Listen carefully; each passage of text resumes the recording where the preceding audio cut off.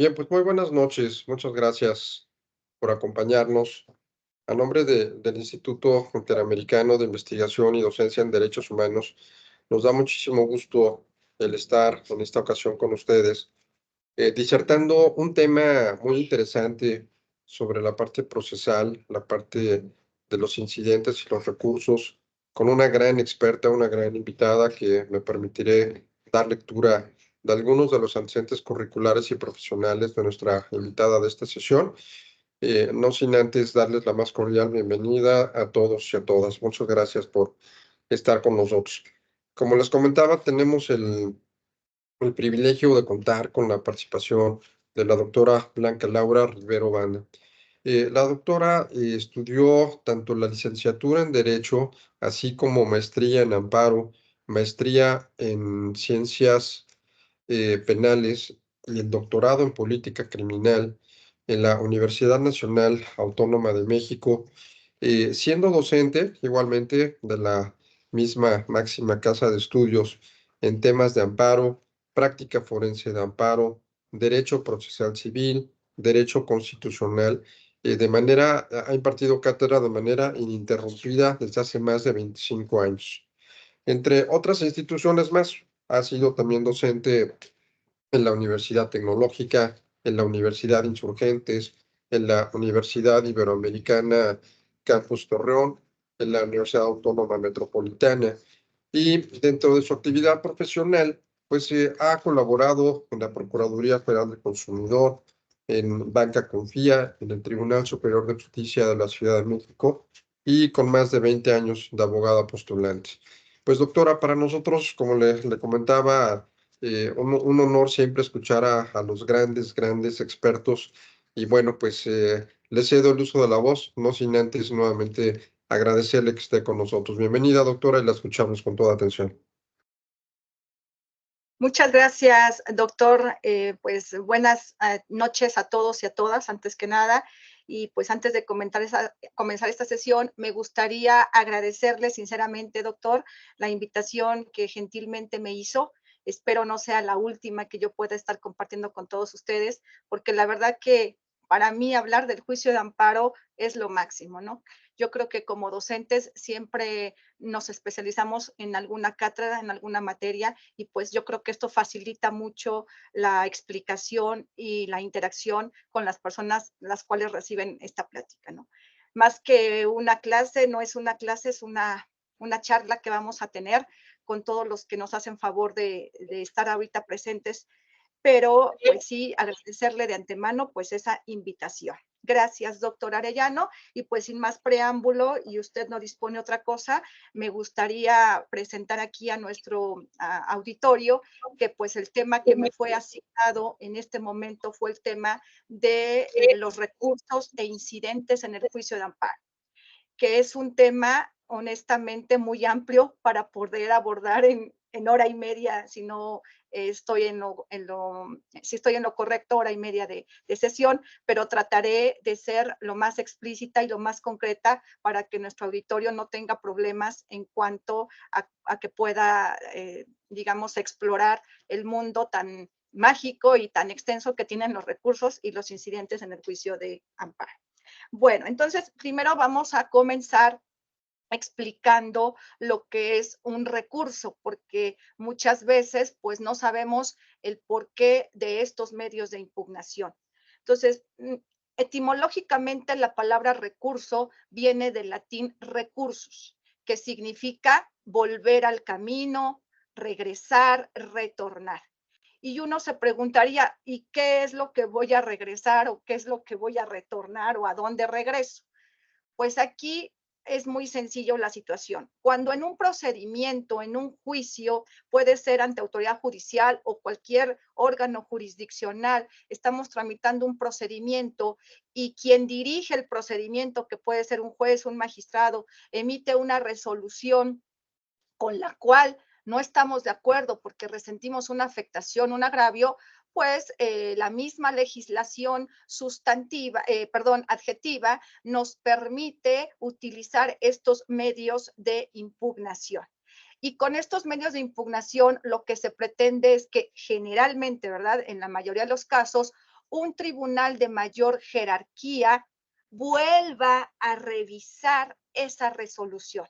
De ahí el nombre de recurso, porque el tribunal superior que se va a encargar de tramitar y resolver ese recurso vuelve a revisar la resolución impugnada a efecto de determinar si esta resolución va a ser confirmada, va a ser modificada o va a ser revocada. Entonces, este tribunal superior regresa a retomar, digamos, el procedimiento en el punto en el que fue impugnado a efecto de que se revise esa resolución, insisto, con esta finalidad de ser confirmada, modificada o revocada. Entonces, de ahí el nombre de recurso. Y en el juicio de amparo tenemos regulados la ley de amparo vigente que se publicó el día 2 de abril del año 2013 y que entró en vigor al día siguiente, el 3 de abril. Desde la fecha 3 de abril del 2013, nuestra ley de amparo regula en el artículo 80 4 recursos. 3 de ellos, que son el recurso de revisión, el recurso de queja y el recurso de reclamación, 3 de estos recursos que son propios para impugnar resoluciones dictadas dentro del juicio de amparo. Y esta ley de amparo vigente agrega un recurso más que habla del recurso de inconformidad. Y este recurso de inconformidad es utilizado únicamente durante el procedimiento del cumplimiento de una ejecutoria de amparo. Entonces, lo novedoso de esta ley es que introduce el recurso de inconformidad, pero únicamente para resoluciones dictadas en el procedimiento de ejecución o cumplimiento de la ejecutoria de amparo. Entonces, en el artículo 80 nos habla de la procedencia del recurso de revisión. Este recurso de revisión suele a los abogados litigantes darnos a veces dolores de cabeza e intensos dolores, no una jaqueca cualquiera, sino intensos dolores de cabeza. ¿Por qué? Porque no es que sea el recurso más importante. Yo siempre digo en los foros que los 3 recursos son importantes, puesto que con ellos vamos a lograr la modificación o revocación de una resolución que nos afecta, sino porque el recurso de revisión es de los más utilizados porque a través de este recurso se impugnan las resoluciones más trascendentales en el juicio de amparo. Y es un recurso que se puede interponer tanto en vía de amparo indirecto como en vía de amparo directo. El artículo 80 nos habla de la procedencia de este recurso, fracción primera en amparo indirecto y fracción segunda en amparo directo. En el artículo 80, fracción primera, justamente nos dice que el recurso de revisión procede en los casos siguientes.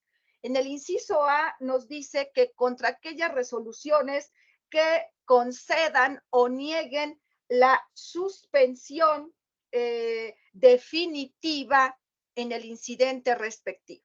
La suspensión definitiva, que pues como todos sabemos en el juicio de amparo indirecto se tramita vía incidente, pues ahí muchas veces el quejoso al interponer el juicio de amparo, pues antes de obtener una resolución de fondo, lo que le interesa es obtener esta medida cautelar de la suspensión. Y entonces los abogados solemos desde la demanda de amparo pedir esta medida cautelar y a veces nos admiten el incidente, se tramita vía incidental la suspensión y al final del incidente el Tribunal de Amparo nos dice, te niego la suspensión definitiva. Entonces, contra esta resolución donde el tribunal nos niega esta medida cautelar ya en la sentencia interlocutoria o no las puede estar concediendo y el tercero interesado no estar de acuerdo con esta resolución, entonces contra ella procede el recurso de revisión. Entonces, contra la interlocutoria que se dicta en este incidente es procedente el recurso de revisión. Y obviamente al interponer este recurso de revisión contra la interlocutoria del incidente, podemos impugnar ahí mismo todos los acuerdos dictados en la audiencia incidental donde se resolvió sobre la suspensión definitiva. En el inciso B de esta fracción primera, repito, artículo 81, ley de amparo, nos dice que también procede recurso de revisión contra las resoluciones que modifiquen o revoquen el acuerdo en que se concede la suspensión provisional o la suspensión definitiva. Y aquí hago un paréntesis porque pues aquí es meternos un poquito en el incidente de suspensión, que es un tema muy extenso que sería motivo de otra plática. Sin embargo, podría yo adelantar que en el incidente de suspensión, la resolución donde se concede la suspensión provisional o se concede la suspensión definitiva o se niegan estas, por hechos supervenientes, estas resoluciones pueden verse modificadas. Es decir, en un incidente de suspensión me pueden estar negando la suspensión definitiva y posteriormente, con base en nuevas circunstancias, se me ocurre pensar que llega un informe previo posterior a la audiencia incidental y que me es favorable, pues con base en este informe previo que llegó posterior a la audiencia incidental, yo le podría estar pidiendo al juez de amparo que me modifique la resolución en la que se me negó la suspensión definitiva y que ahora con base en ese nuevo informe me conceda la misma. Y entonces el tribunal acordar de conformidad si es que me va a modificar esa resolución o me niega esa modificación. Entonces, contra los autos que modifican o no modifican las resoluciones en suspensión provisional y en suspensión definitiva, también procede recurso de revisión. En el inciso C, me habla de que también puedo interponer este recurso contra las sentencias interlocutorias que se dicten en el incidente de reposición de constancias de autos, ¿no? En un momentito más, cuando pasemos al tema de los incidentes, vamos a hablar de este incidente de reposición de autos y entonces, como todo incidente, tendrá que resolverse mediante el dictado de una sentencia interlocutoria y contra esta interlocutoria de este incidente procede el recurso de revisión. En el inciso D me dice que también voy a interponer recurso de revisión contra el auto de sobreseimiento, cuando el sobreseimiento del juicio de amparo se dicta fuera de audiencia constitucional. Es decir, cuando después de que el Tribunal de Amparo me ha admitido mi demanda de amparo, ha sido admitida mi demanda de amparo, ya está en trámite el juicio y sobreviene una causa de improcedencia, una causa que está totalmente probada, que el juez de amparo no tiene duda de esa improcedencia y que entonces es visible, es indudable y entonces el juez de amparo lo que hace es sobreseer el juicio de amparo sin siquiera celebrar la audiencia constitucional. Entonces ahí el sobreseimiento aparece antes de que se celebre la audiencia y se dictaría un auto de sobreseimiento. Contra esta resolución, recurso de revisión, que es uno de los recursos más comunes que se tramitan en los tribunales de amparo.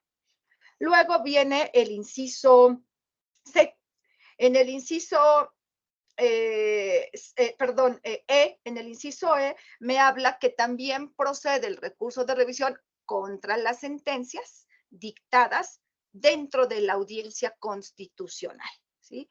Y aquí sí, pues es de los recursos que más se promueven, recursos de revisión que más se promueven, porque pues generalmente cuando se resuelve un juicio de amparo indirecto mediante el dictado de la sentencia en la audiencia constitucional, pues esta sentencia puede terminar concediendo el amparo, negando el amparo o incluso sobreseyendo el juicio de amparo en audiencia constitucional.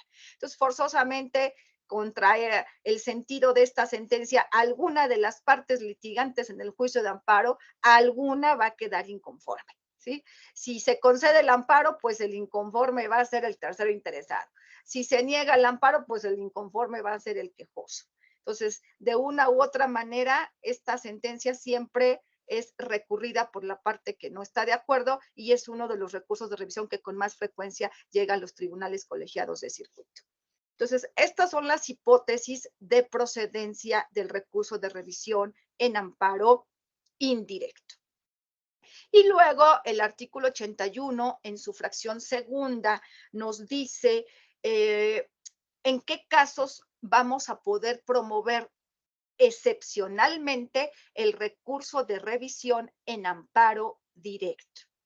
¿Y por qué digo de manera excepcional?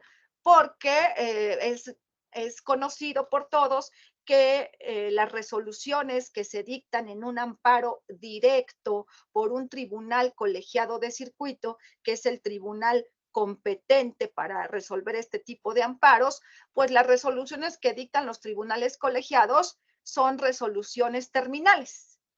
De ahí que un tribunal colegiado se le conozca como órgano jurisdiccional terminal. ¿Por qué? Porque por disposición expresa de la Constitución y disposición expresa de la Ley de Amparo, las resoluciones que dictan los tribunales colegiados de circuito son inatacables. Son inatacables. Entonces, si un tribunal colegiado resuelve un amparo directo, dicta la sentencia, por regla general, esa sentencia sería inimpugnable. Ya no podría yo interponer ningún recurso.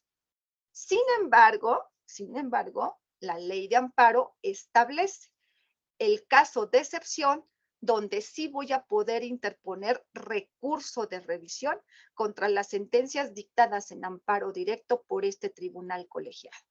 Y esta excepción pues no siempre se da porque hay que ver el contenido de la sentencia de amparo, pero dice que se presentará revisión en amparo directo cuando en la sentencia que haya dictado el tribunal colegiado de circuito, en la sentencia que dictó el tribunal colegiado, se haya atrevido el colegiado en alguna parte de la sentencia, en un punto de la parte considerativa de la sentencia, el colegiado se haya atrevido a pronunciarse sobre la constitucionalidad de alguna norma general o el colegiado se haya atrevido a interpretar un artículo de la Constitución Federal o un artículo de un tratado internacional sobre derechos humanos. Entonces, en estos casos, si el colegiado al momento de resolver el amparo directo se atrevió en la sentencia a hacer algo de esto que estoy comentando, entonces ya dará materia para que la persona que resulte inconforme con esta sentencia pueda promover el recurso de revisión ante la Suprema Corte. ¿Por qué? Porque el último tribunal, ¿sí? Más bien, pues el último y el único que puede pronunciarse de manera definitiva sobre la constitucionalidad o inconstitucionalidad de una norma, ¿sí? O quien puede dar la interpretación definitiva de un artículo de la Constitución Federal o de un tratado internacional en materia de derechos humanos, el máximo tribunal es la Suprema Corte de Justicia, no lo es un tribunal colegiado. Entonces, si el tribunal colegiado se atrevió a hacer esto, entonces a mí como litigante que estoy inconforme con la sentencia, me da motivo para promover el recurso de revisión e ir con la Corte y pedirle que revise la parte de la sentencia del tribunal colegiado que tiene, la parte considerativa de la sentencia que tiene justamente ese pronunciamiento de constitucionalidad o de interpretación de una norma, ¿sí? Pero claro, también hay filtros para que este recurso de revisión llegue a la Corte.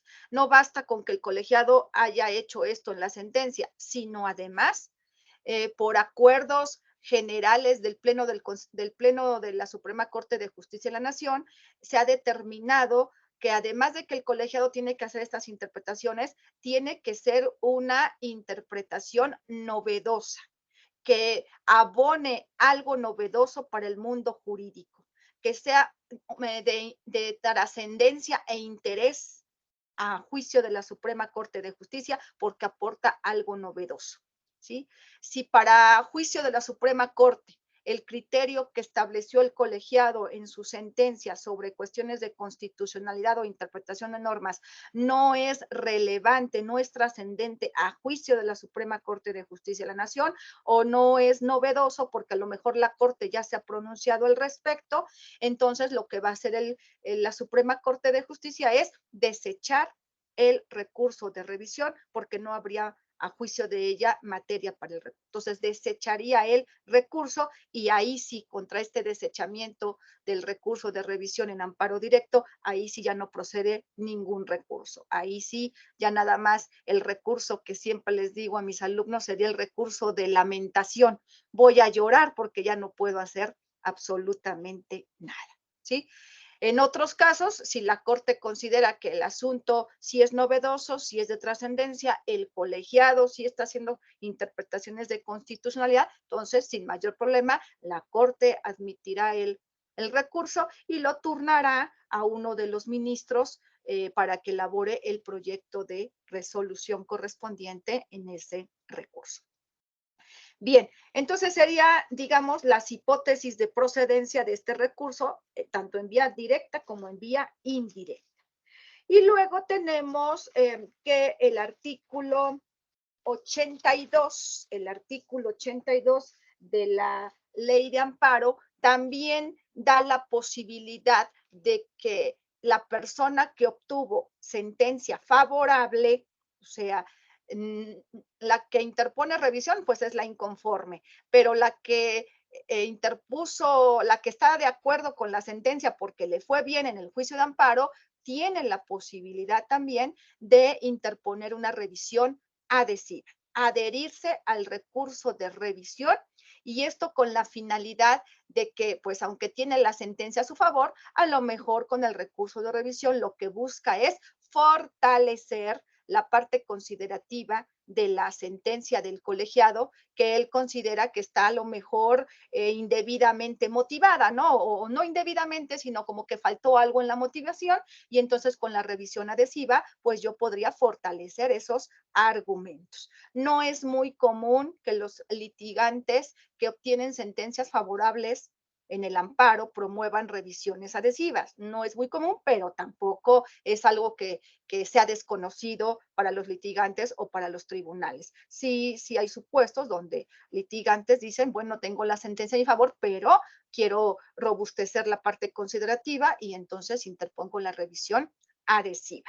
Esta revisión tendrá que interponerse una vez que el tribunal colegiado haya admitido la revisión. Si la revisión es desechada por alguna circunstancia que ahorita comentaremos, pues entonces no habría razón de ser de la revisión adhesiva. Entonces hay que esperar que esté el auto advisorio del recurso de revisión para que entonces le corra el plazo a la parte que obtuvo sentencia favorable para interponer la revisión adhesiva. Ahora, en relación con, digamos, quién va a conocer del recurso de revisión, hay que especificar las dos vías. En amparo indirecto,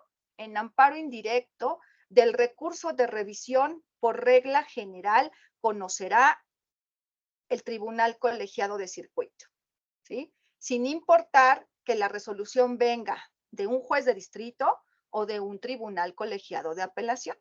Recordemos que por regla general, de un amparo indirecto conoce un juez de distrito y de manera excepcional un tribunal colegiado de apelación. Entonces, no importa quién haya conocido de este amparo, quien va a resolver el recurso va a ser un tribunal colegiado de circuito.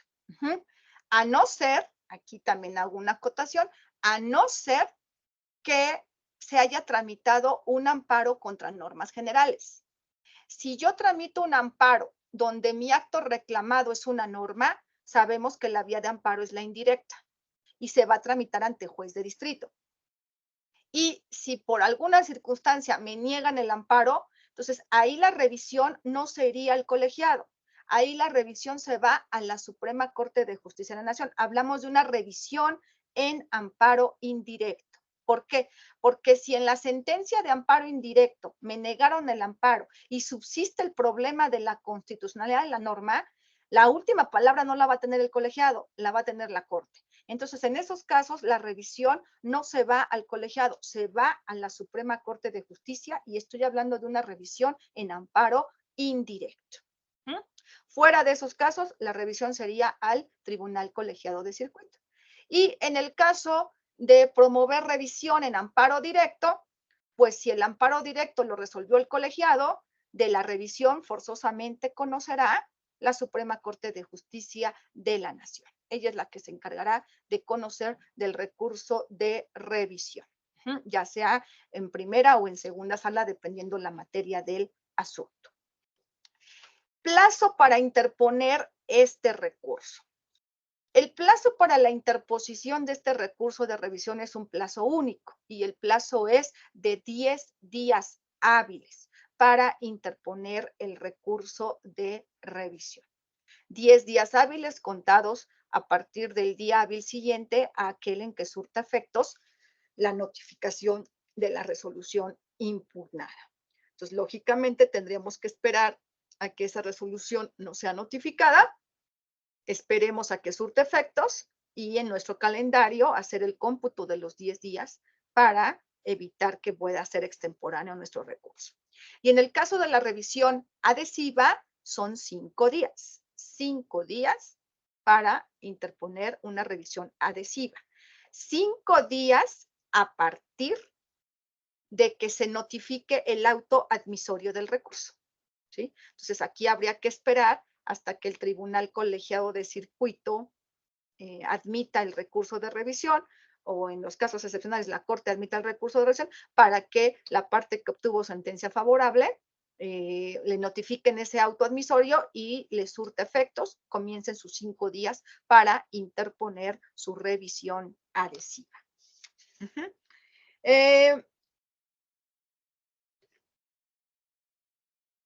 Este recurso de revisión es factible o más bien están legitimados para interponer el recurso de revisión tanto el quejoso como el tercero interesado. Ahorita en la ley de amparo vigente, pues las autoridades responsables tienen acotado el derecho para interponer recurso de revisión. Hay disposición expresa en la ley de amparo donde nos dice que las autoridades responsables no podrán interponer recurso de revisión en aquellos juicios de amparo donde se declare la inconstitucionalidad de sus actos que hayan emitido con sus facultades estrictamente jurisdiccionales.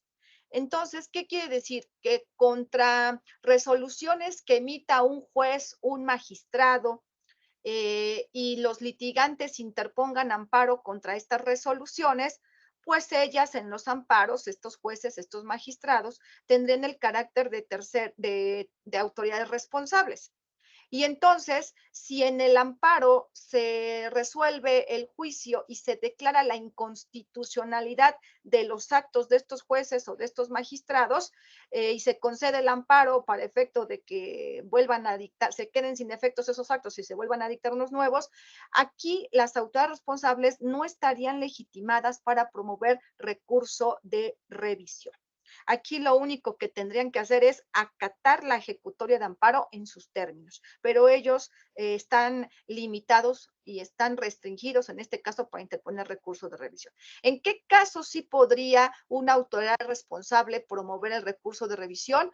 Cuando se trate de declarar la inconstitucionalidad de actos atribuidos a ellas, pero que no estén en funciones jurisdiccionales. Se me ocurre pensar en un amparo contra normas, donde se declare la inconstitucionalidad de una norma, pues a lo mejor el emisor de la norma puede válidamente interponer recursos de revisión, porque no estamos hablando de cuestiones jurisdiccionales, ¿sí? Eso es una precisión que es importante señalar, porque pues esta restricción no estaba en la ley de amparo abrogada. Entonces era común en la ley de amparo abrogada que las autoridades jurisdiccionales promovieran recurso de revisión. Ahorita ya está totalmente limitado. Bueno, ahora la interposición del recurso, ¿no? ¿Ante quién voy a interponer mi recurso de revisión? El recurso de revisión debe interponerse ante la autoridad que dictó la resolución impugnada. Es decir, si es una resolución de amparo indirecto, pues el recurso de revisión lo voy a interponer ante el juez de distrito o ante el tribunal colegiado de apelación, según cuál de los dos esté tramitando el juicio de amparo, ¿sí? Y se debe de interponer por escrito o por vía electrónica, porque ahora haciendo uso de la tecnología y de la política cero papel, pues el Poder Judicial Federal ha invitado a todos los a los que participamos en un juicio de amparo, nos ha exhortado a que pues transitemos, ¿verdad? De lo escrito a lo electrónico para contribuir a la política de cero papel. Y entonces, en este sentido, pues ya muchos abogados con su firma electrónica promueven, hacen sus promociones vía electrónica y tenemos ya el expediente también electrónico. Entonces, aquellos abogados que desde el inicio del juicio de amparo hayan decidido tramitar su amparo desde el inicio vía electrónica, pues entonces la interposición de sus recursos podrán hacerse también en vía electrónica. Pero pues también hay muchos abogados, yo me incluyo, ¿verdad? No he hecho mucho caso a lo que me dicen luego los tribunales de amparo, promuevo mis demandas, promuevo mis recursos todavía de la manera tradicional, que es por escrito. Entonces, si el recurso se va a interponer por escrito, tendrá que hacerse ante el tribunal que está conociendo del juicio de amparo y tendría yo que exhibir el escrito con la expresión de agravios, ¿sí? Es un escrito de interposición del recurso de revisión con expresión de agravios. Y con copia del mismo para cada una de las partes en el juicio de amparo. Entonces hay que tener en cuenta que pues si lo hacemos de manera escrita, pues tendríamos que sacar copias. Pero si lo hacemos de manera electrónica, pues evitamos, ¿verdad?, sacar copias, porque únicamente por mandarlo vía electrónica y aparecer en el expediente electrónico, pues entonces de esa misma manera las demás partes se podrían enterar sin necesidad de sacar ya las copias. Una vez interpuesto el recurso de revisión, dice la ley de amparo que si faltasen copias, en el caso de que sea por escrito, el tribunal de amparo hará una prevención por única ocasión al recurrente para que en el plazo de 3 días exhiba las copias faltantes, bajo el apercibimiento que si no lo hace, pues se tendrá por no interpuesto su recurso. Y en el caso de tratándose de amparos promovidos por menores de edad, por personas vulnerables o que por su extrema situación económica de pobreza no puedan sufragar los gastos de un juicio de amparo, se trate de personas vulnerables que pertenezcan a grupos vulnerables, la ley de amparo, el legislador ha sido muy noble en ese sentido de decir que, bueno, la falta de exhibición de copias no será motivo para que se tenga por no interpuesto su recurso.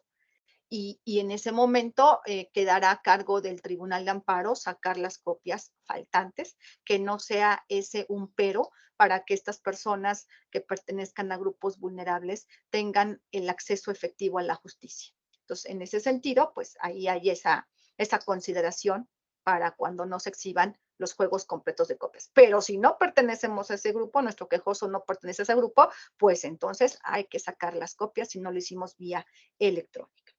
Una vez que ya está integrado el expediente, digamos, el expediente del recurso, entonces el Tribunal de Amparo tendrá que remitirlo pues lo remite a la Oficialía de Correspondencia Común para que de ahí le asignen el Tribunal Colegiado de Circuito que por turno deberá conocer y resolver el recurso. Entonces, una vez que ya el Tribunal de Amparo hizo la remisión, que remite el escrito original de agravios, remite las copias certificadas del expediente de origen con la resolución impugnada. Se encargó también el juez de amparo, el tribunal de amparo, de distribuir las copias ante las demás partes en el juicio de amparo. todo esto lo va a remitir al tribunal colegiado. Y llegando al colegiado de circuito, el tribunal colegiado tendrá que dictar un auto de trámite. Y este auto de trámite pues será dictado por el presidente del tribunal colegiado respectivo. Y en este auto de trámite, el tribunal colegiado pues podrá admitirme el recurso o también podrá desecharme el recurso. Una de las causas comunes para que un colegiado me deseche el recurso sería porque fuese extemporáneo, porque el abogado o la abogada no supo hacer correctamente el cómputo y ahí pues ya es extemporáneo. Ese pronunciamiento solamente lo va a hacer el tribunal colegiado. Eso sería una causa por la cual me deseche el recurso y la otra pues que no estemos en alguna de las hipótesis de procedencia del recurso de revisión. Y serían, pues, digamos, las causas por las cuales me desecharían el recurso. Fuera de estos casos, tendría el colegiado que dictar un auto admisorio del recurso de revisión. Y una vez que me dicte el auto admisorio, dar vista a las demás partes para que en el plazo de 5 días, si es que así lo desean, puedan interponer su revisión adhesiva. Transcurrido este plazo de los 5 días con o sin revisión adhesiva, entonces se le asignará al recurso el magistrado ponente o el magistrado relator, que es el que se encargará de hacer el proyecto de resolución, en el recurso, y una vez que esté elaborado el proyecto de resolución, enlistarlo, ¿sí? Para que pueda ser sesionado con los otros 2 magistrados integrantes del colegiado, para ser sesionado ahora y votado ese proyecto para ver si se aprueba el proyecto por unanimidad de 3 votos o por mayoría de 2 votos. O si a lo mejor en la sesión ese proyecto no es aprobado, ¿no? Porque los otros 2 magistrados no están de acuerdo con el proyecto y tendrá que regresarse al magistrado ponente o relator para que elabore un nuevo proyecto bajo los lineamientos que se dieron en esa sesión y se vuelva a discutir y votar en la próxima sesión siguiente, ¿no? Recordando a todo nuestro auditorio que, bueno, estas sesiones ya son videograbadas, son sesiones públicas, ¿verdad? Que, bueno, siempre han sido, antes no eran públicas, ahora ya se hacen públicas a partir de esta nueva ley de amparo y que los litigantes antes podríamos ir al tribunal, pedirle a la secretaria que queríamos entrar a la sesión y la secretaria nos daba el acceso para entrar a la sesión para pues enterarnos de la discusión de nuestro asunto y nada más nos daban acceso cuando justamente se iba a discutir mi asunto, ¿no? Porque en esa sesión pues no nada más se discute un asunto, se discuten muchos. Entonces nos daban el acceso hasta que se iba a discutir nuestro asunto. Una vez que se discutía nuestro asunto nos decían, abogada, ya escuchó lo de su asunto, pues ya se puede retirar porque los demás asuntos ya no son de su incumbencia. Pero ahora no, ahora esas sesiones se videograban y uno las puede ver en una transmisión en tiempo real, en vivo, de cuando están los magistrados sesionando nuestro asunto y hasta me puedo quedar a ver toda la sesión enterándome de asuntos que pues no son de mi incumbencia, pero a lo mejor por una cuestión jurídica o cultura jurídica me puedo quedar para seguir escuchando criterios de los magistrados.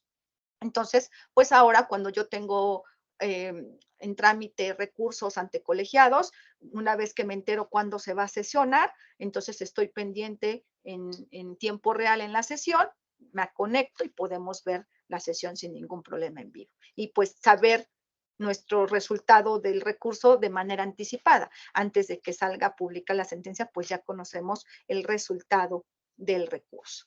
Después de la sesión, pues nada más hay que esperar que ese proyecto, ¿verdad? Pues ya se convierta en sentencia. Si fue aprobado por unanimidad o por mayoría, esperar que el proyecto se convierta en sentencia para que sea firmado por todos los magistrados o por la mayoría y en su momento se publique ya la sentencia. Y entonces, pues hay que esperar lo que le llaman el engrose de la sentencia para que después se publique y hasta ese momento damos por terminado el recurso de revisión. Recurso de revisión que puede ser confirmando la resolución impugnada, ¿sí? O modificando la resolución o revocando la resolución, ¿sí? Y en este sentido, el tribunal colegiado tiene facultad de él dictar al momento de que revoca la resolución impugnada, o la modifica, el colegiado, sin necesidad de reenvío, él puede dictar cómo va a quedar la nueva resolución, ¿sí? Salvo que se trate, ojo, salvo que se trate de un recurso de revisión donde ordene la reposición del procedimiento de amparo. Porque si en el procedimiento de amparo hubo algunas irregularidades y esas yo las hice valer como agravio en un recurso de revisión y me conceden y me declaran fundados mis agravios, entonces lo que pasará es que se ordena dejar sin efectos la sentencia de amparo y se ordenará al juez de distrito o tribunal colegiado de apelación, según corresponda, se ordenará reponer el procedimiento. Pero fuera de esos casos, es el tribunal colegiado, cuando revoca o modifica, la que sin necesidad de reenvío dicta la nueva resolución como debe de quedar y únicamente se la comunica al juez de distrito para que la acate. Esto es muy común en los autos de cuando se promueve amparo contra sentencias definitivas, a lo mejor en las que se niega el amparo y entonces el colegiado dice, se revoca, en lugar de negar el amparo, ahora se concede, y entonces ahí el colegiado con plenitud de jurisdicción dice los efectos de la concesión de amparo, ¿sí? Pues con esto, a grosso modo, termino recurso de revisión. Recurso de revisión. Y ahora me voy con el recurso de queja. Con el famoso recurso de queja. Y el recurso de queja está previsto del artículo 97 al artículo 103 de la Ley de Amparo vigente. Y este recurso de queja también se puede interponer tanto en vía indirecta como en vía directa. En el caso del amparo en vía indirecta, el artículo 97 nos dice las hipótesis de procedencia de este recurso de queja. Y aquí nos dice este artículo, fracción primera, inciso A, que procede el recurso de queja contra los autos de los jueces de distrito o tribunales colegiados de apelación cuando admitan total o parcialmente una demanda de amparo o cuando desechen la demanda de amparo o la tengan por no interpuesta. Fíjense que en la ley de amparo abrogada, cuando me desechaban una demanda de amparo indirecto, el recurso era revisión. Entonces, con la nueva ley de amparo se cambió, dijo, no, aquí va a ser queja. Y la verdad me costó mucho trabajo cambiar el chip de la revisión a la queja. Ya ahorita sé que cuando, pues ya después de muchos años que entró en vigor la nueva ley, pues ya debemos de saber todos que cuando desechan una demanda de amparo indirecto o tienen por no interpuesta la misma porque no desahogué alguna prevención, ¿sí? Procede el recurso de queja. Y también cuando te desechen o indebidamente admitan una ampliación de la demanda de amparo, que es una figura, hablando de la ampliación de la demanda de amparo indirecto, es una figura que a partir de esta nueva ley de amparo se introduce en la ley de amparo en el artículo 111, ahí vienen los casos en que se puede ampliar una demanda de amparo. Y esto no significa que antes de esta ley no se pudiera ampliar. Sí se podría ampliar la demanda de amparo bajo la ley del amparo, de la ley de amparo abrogada, pero con puros criterios jurisprudenciales. Entonces, en la nueva ley lo que se hace es que algunos de esos criterios se decide legislarlos y se establece un artículo que es el 111, donde me habla de los casos en que puedo ampliar mi demanda de amparo. Entonces, muchas veces el litigante, el quejoso, quiere ampliar la demanda, presenta el escrito de ampliación y pues puede suceder que el juez de distrito, ¿verdad?, le diga, te desecho la ampliación por X circunstancia, ¿no? No estás en tiempo, no se dan las hipótesis, etcétera, y te desechan la ampliación. Entonces, cuando pase esto, el recurso que también vamos a interponer es el recurso de queja. No nada más cuando me desechen la demanda, sino también cuando me desechen su ampliación. En el inciso B me dice que también va a proceder recurso de queja contra las resoluciones de los jueces de distrito en que concedan o nieguen la suspensión de plano o la suspensión provisional, ¿sí? Y aquí esta hipótesis de procedencia, yo les pido que pongan atención porque después vamos a regresar a ella, que contra las resoluciones dictadas en el incidente de suspensión, cuando de entrada te conceden o te niegan la suspensión provisional, procede el recurso de queja. Entonces pónganle por ahí un asterisco porque ahí vamos a tener que regresar en un ratito. Luego, en el inciso C, dice que también procede recurso de queja contra las resoluciones dictadas en amparo indirecto cuando el juez de distrito rehúse la admisión de fianzas, o contrafianzas, ¿sí? O admitan las que no reúnan los requisitos de ley o que resulten ser insuficientes o excesivas. Y aquí me permito aclarar que en el incidente de suspensión, cuando un tribunal de amparo concede la medida cautelar, la provisional, pues le va a exigir al quejoso, ¿verdad?, que para que surta efectos esta medida cautelar, pues le exhiba una garantía. Le exhiba una garantía.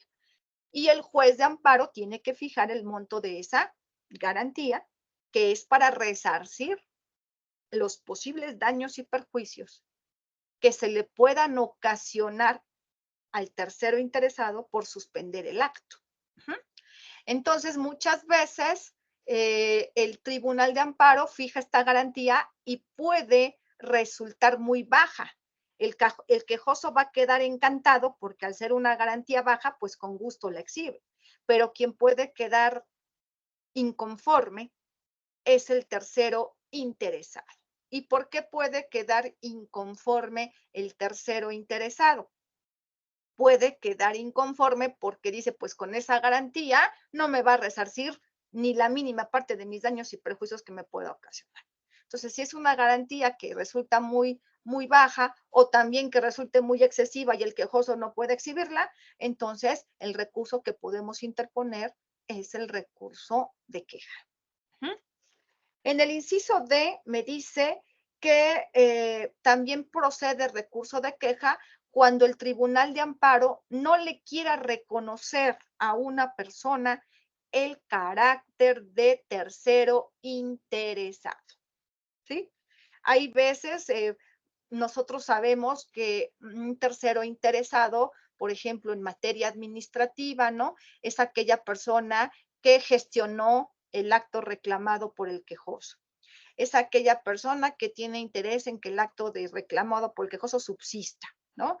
O es cuando el acto reclamado emana de un juicio, el tercero interesado es aquella persona que es la contraparte del quejoso en el juicio de origen.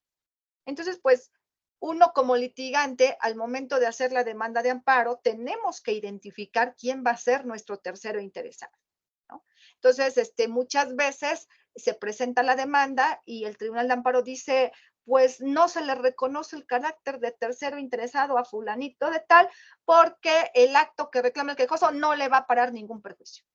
Entonces, no se le reconoce el carácter de tercero. Bueno, pues entonces, ahí el tercero al cual no se le reconoce esa personalidad puede válidamente interponer recurso de queja, ¿sí? ¿Por qué? Porque no se le está dando, al no reconocérsele la personalidad de tercero, pues no va a poder intervenir en el juicio de amparo y entonces puede suceder que ahí se le deje en estado de indefensión en el amparo si no le reconocen esa personalidad. Entonces puede promover recurso de queja. Y también póngale un asterisco a esta causa de procedencia, porque vamos a regresar a ella. Y luego dice en el inciso E, contra las resoluciones dictadas en los juicios de amparo, ¿sí? O en el incidente de suspensión del acto reclamado, que no admitan expresamente el recurso de revisión, ¿sí? Entonces, aquí hay que tener mucho cuidado por lo siguiente, porque hay muchos abogados, abogadas que dicen, contra todo lo que no procede revisión, por exclusión es queja. Eso es incorrecto. Eso es incorrecto. Ellos se basan justamente a esta fracción que dice que contra resoluciones dictadas en el juicio de amparo o en el incidente de suspensión que no admitan el recurso de revisión, entonces es queja. Sí, pero este inciso, el inciso E, tiene excepciones. ¿Sí? Hay resoluciones dictadas en el juicio de amparo que no admiten el recurso de revisión porque no están en el artículo 81, ¿sí? ¿Sí? No están ahí, y entonces el abogado dice, pues entonces por exclusión es queja, interponen la queja y le desechan la queja y le dicen, ¿qué crees que esto era revisión? Entonces el abogado dice, pero ¿cómo revisión si no está en el artículo 81? Porque hay excepciones. Hay resoluciones que no están en el artículo 81, ¿sí? Que expresamente no dice que procede recurso de revisión, ¿sí? Y tampoco es queja, ¿eh? ¿Sí? Y se impugnan mediante recurso de revisión. Entonces, en esta fracción donde dice que cuando no proceda revisión es queja, tengan cuidado. ¿Como qué resoluciones, por ejemplo? ¿Sí? Se me ocurre pensar que contra una resolución que no admite pruebas en el juicio de amparo. ¿Sí? Contra la resolución que no admite pruebas en el juicio de amparo, pues no está en el artículo 81. Entonces voy a interponer queja. No. Ahí te tienes que esperar hasta que se dicte la sentencia definitiva. Y en la sentencia definitiva impugnas esos autos. ¿Sí? Y contra la sentencia definitiva vas a interponer recursos de revisión, no vas a interponer queja. Entonces hay que tener cuidado con esta fracción porque no es así de fácil, que todo lo que no es revisión es queja, no, hay excepciones. En el inciso F, también procede queja contra las sentencias interlocutorias dictadas en el incidente de reclamación de daños y perjuicios. ¿Sí? Ahora que veamos los incidentes, está un incidente de reclamación de daños y perjuicios justamente derivados del incidente de suspensión. Entonces, aquí, para que alguien pueda reclamar estos daños y perjuicios, tiene que tramitar un incidente. Y al tramitar este incidente, pues dictarse una interlocutoria en donde puede afectar a uno y perjudicar a otro. La parte que esté perjudicada contra esta interlocutoria interpone recurso de queja. En el inciso G dice, contra las resoluciones que se dicten en el incidente por exceso o defecto en el cumplimiento de la suspensión definitiva o provisional. Entonces, si en un juicio de amparo a mí me conceden una suspensión provisional o una suspensión definitiva y la autoridad responsable se excede en el cumplimiento o hace de menos en el cumplimiento, entonces contra eso voy a interponer recurso de queja. Y en el inciso H, ¿sí? Dice que las resoluciones que se dicten en el incidente de cumplimiento sustituto de las ejecutorias de amparo. Entonces, muchas veces cuando ya se ganó un amparo, la sentencia ya está firme y hay que cumplir la ejecutoria de amparo. Cuando se ordena cumplir con la ejecutoria de amparo, a lo mejor la autoridad responsable le informa al juez de amparo que es imposible cumplir la ejecutoria como se lo están diciendo, ¿sí? Se me ocurre pensar que no se puede dar cumplimiento a la ejecutoria de amparo tal y como lo dijo el Tribunal de Amparo, porque el objeto sobre el cual recae el cumplimiento de la ejecutoria ya no existe. ¿Sí? A lo mejor se me ocurre pensar que era un amparo para el efecto de que se levantara un estado de clausura de una negociación mercantil.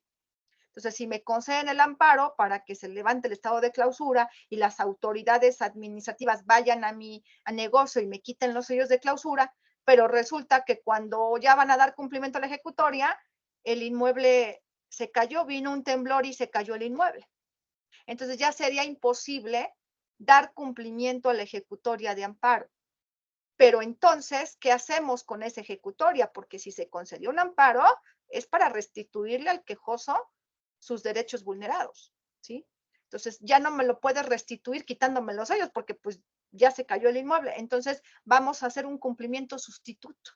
El cumplimiento sustituto es cumplir la ejecutoria de amparo de una manera alterna. Dame otra alternativa para que me restituyas mis derechos vulnerados. Y ahí hay que iniciar un incidente de cumplimiento sustituto. La interlocutoria que aquí se dicte es impugnable en vía de recurso de queja.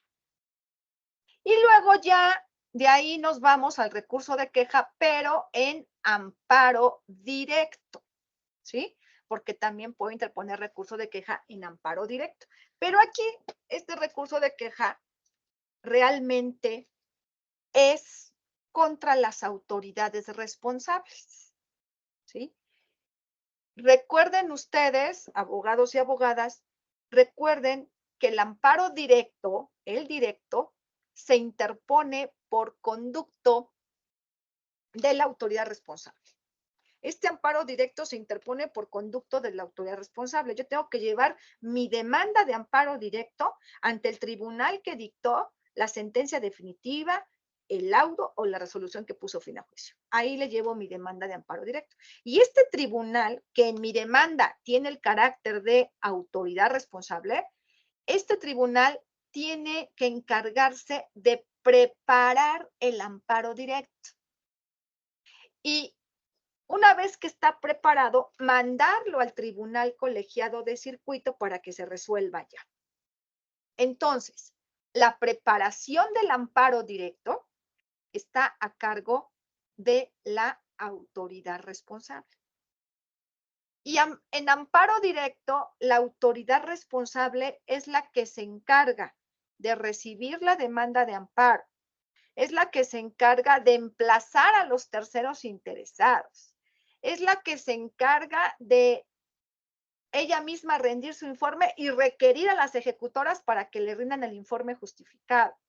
Ella se encarga de proveer todo lo que sea necesario respecto a la suspensión del acto reclamado. En amparo directo, quien me dice si me concede o no la suspensión es la autoridad responsable, en amparo directo, ¿sí? Entonces, hay muchas resoluciones en amparo directo que están a cargo de la autoridad responsable. Y muchas veces yo puedo presentar una demanda de amparo directo ante la autoridad responsable y pedirle a la autoridad responsable que me conceda la suspensión y la autoridad responsable me niega la suspensión. Contra esta negativa, recurso de queja. Y aquí la queja es contra la autoridad responsable participando en la preparación del amparo directo. O a lo mejor la autoridad responsable me concede la suspensión, pero me pide una garantía excesiva y no la puedo exhibir. Contra la fijación de garantía excesiva por la responsable, recurso de queja. O a lo mejor me concede la suspensión y me pide una garantía muy baja. Ah, pues el tercero interesado puede interponer recurso de queja, ¿sí? O a lo mejor interpongo mi demanda de amparo ante la autoridad responsable y la ley de amparo dice que la autoridad responsable deberá preparar el juicio de amparo en un plazo máximo de 5 días para después mandarlo al colegiado. Y si la autoridad se excede de este plazo y en lugar de 5 días se tarda 5 meses y mi demanda de amparo no puede llegar al colegiado, ¿sí? Entonces, por esta tardanza de la autoridad responsable de mandar la demanda al colegiado, también puedo interponer recurso de queja. ¿Sí? Esto es muy común en amparos directos en materia laboral. ¿Sí? Ya sabemos que ha habido una reforma laboral y que los tribunales laborales pasaron a ser ahora del Poder Judicial y que esto se hizo con la finalidad de que pues también la justicia laboral fuera más rápida. Sin embargo, pues todavía las juntas locales de conciliación arbitraje, las juntas federales, pues todavía están tramitando juicios laborales que se iniciaron bajo la ley laboral anterior. Y entonces, pues ahí es muy común que cuando dictan los laudos y se interpone amparo directo con los laudos, se lleva la demanda de amparo directo a las juntas locales de conciliación y arbitraje. Hablo con conocimiento de causa por cuanto hace a las juntas locales de la ciudad de conciliación y arbitraje de la Ciudad de México. No sé si este mismo fenómeno pase en las juntas locales de otros estados, pero por lo menos en las juntas locales de la Ciudad de México presento una demanda de amparo contra un laudo y se tardan, bueno, entre 4, 5, 6 meses en mandarla al tribunal colegial. ¿Sí? So pretexto de que no han notificado al tercero, que no tienen muchos actuarios, que están colapsados de trabajo, etcétera, se tardan mucho. Entonces, imagínate, 4 o 5 meses para que manden mi demanda al colegiado, o sea, pues es un retardo tremendo. Entonces, contra eso yo puedo interponer recurso de queja. Y pues esas serían las hipótesis de procedencia del recurso de queja. En el artículo 98 de la Ley de Amparo me habla de los plazos para interponer el recurso de queja. Y el plazo aquí general es de 5 días, 5 días para interponer el recurso de queja. Pero hay excepciones. Me marca que voy a tener el plazo de 2 días para interponer este recurso cuando el recurso de queja sea contra la resolución que concede o niega la suspensión provisional.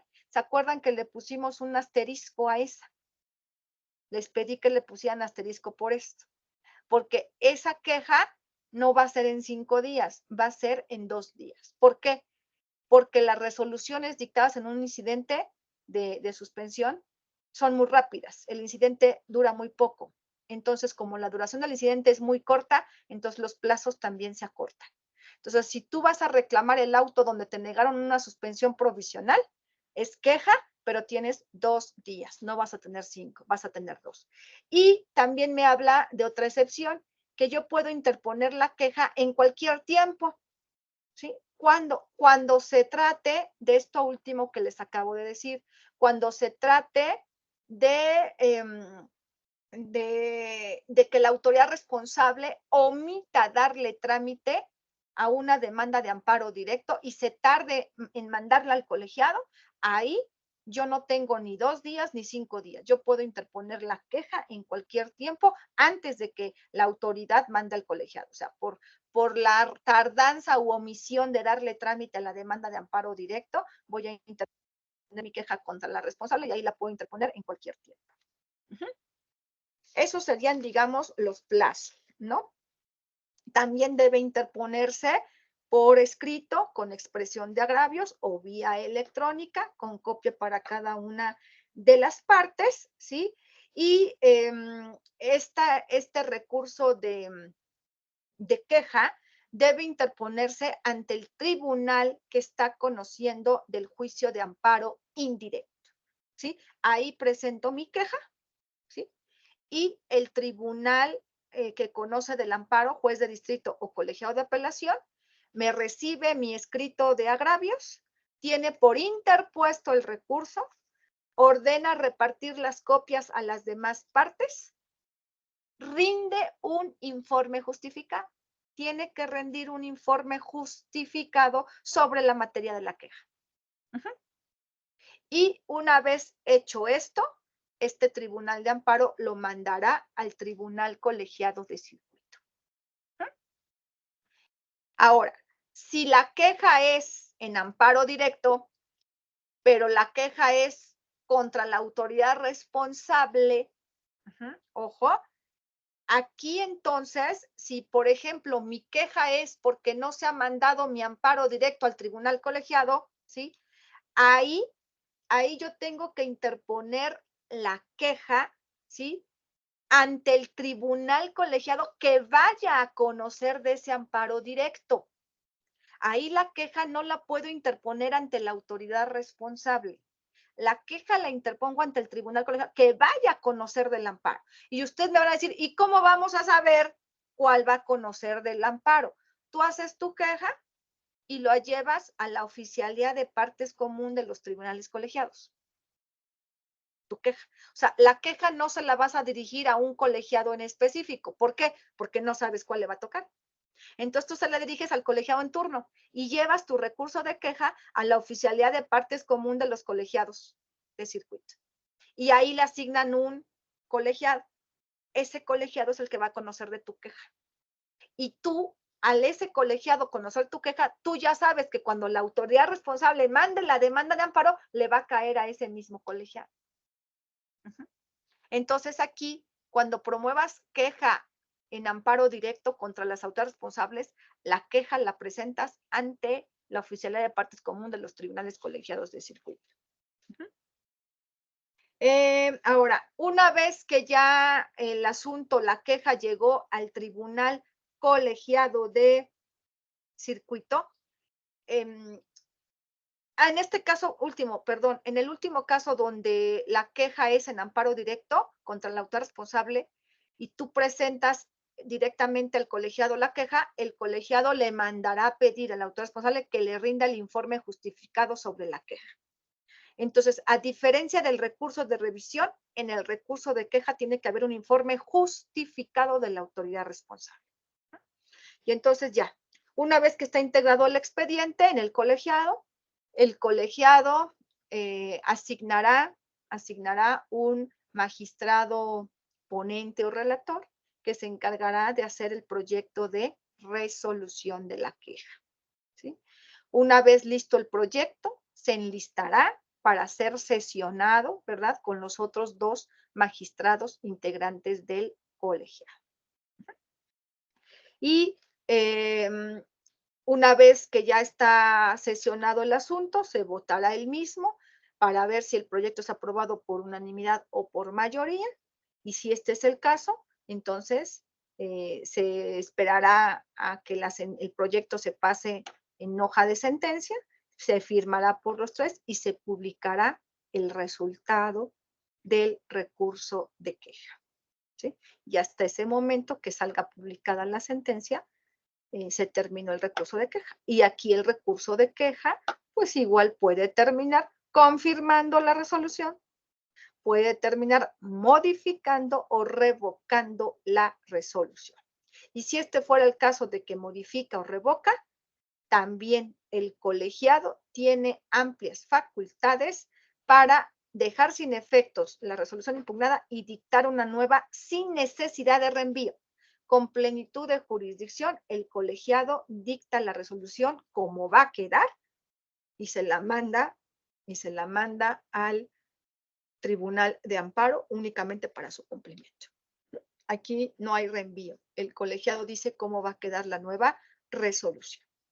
En el caso de las sentencias dictadas en el recurso de queja, aquí la ley de amparo dice que se tienen 40 días para dictar la resolución en el recurso de queja. Y en el recurso de revisión, la ley de amparo habla de 90 días para dictar la resolución. Entonces, hasta ahorita, pues esos son los plazos que, pues, a veces se cumplen, a veces no. Y pues cuando no se cumplen, ¿verdad? Hay una jurisprudencia de la Corte que dice que cuando los plazos no se cumplen, pues es por el exceso de trabajo, ¿no? Y entonces bajo esa jurisprudencia, pues los tribunales se amparan y pues hay que esperar. Uno como litigante hay que esperar hasta que la resolución salga. Aunque la ley marca plazos, pues a veces estos no se cumplen a cabalidad por esa circunstancia. Bueno, entonces vámonos ahora con el recurso de reclamación. El recurso de reclamación está previsto del artículo 104 al 106 de la Ley de Amparo, ¿sí? Y es un recurso, pues no es muy utilizado, porque los casos de procedencia del recurso de reclamación están muy acotados. El artículo 104 dice que el recurso de reclamación solo va a proceder contra acuerdos de trámite. Entiéndase por acuerdos de trámite aquellos donde se admite o se desecha algo. Esos acuerdos de trámite, ¿sí? Pero que estos acuerdos de trámite sean dictados por el presidente de la Suprema Corte de Justicia de la Nación, por el presidente de las salas de la Corte, por los presidentes de los tribunales colegiados de circuito, ¿sí? Entonces, pues estos presidentes de tribunales, salas y del Pleno de la Corte, ¿qué acuerdos de trámite pueden dictar? Pues en el caso de los presidentes de los colegiados, me puede dictar el desechamiento de una demanda de amparo. Me puede dictar el desechamiento de un recurso de revisión, el desechamiento de una revisión adhesiva, el desechamiento de un recurso de queja, ¿sí? Entonces, contra esto, yo voy a poder interponer recurso de reclamación. Y este recurso de reclamación, yo tengo el plazo de 3 días hábiles para interponerlo, ¿sí? Y se va a interponer y se va a tramitar y se va a resolver, ¿sí? Ante el mismo colegiado, ante la misma sala o ante el Pleno de la Corte, según quien me haya dictado el acuerdo de trámite, ¿sí? Ante ese mismo tribunal se va a resolver el recurso. Y entonces muchos litigantes critican este recurso porque dicen, pues no es un recurso objetivo, porque no es un recurso del cual vaya a conocer el superior jerárquico. Es un recurso que si un presidente de un colegiado me está desechando mi recurso de revisión, pues que ese mismo colegiado va a resolver el recurso de reclamación, ¿sí? Sí, pero aunque es el mismo colegiado, no olvida, recuerda que quien te desechó la demanda, el recurso, etcétera, fue el presidente. Y quien va a resolver la reclamación, ¿sí? Es el tribunal, pero de manera colegiada, ¿sí?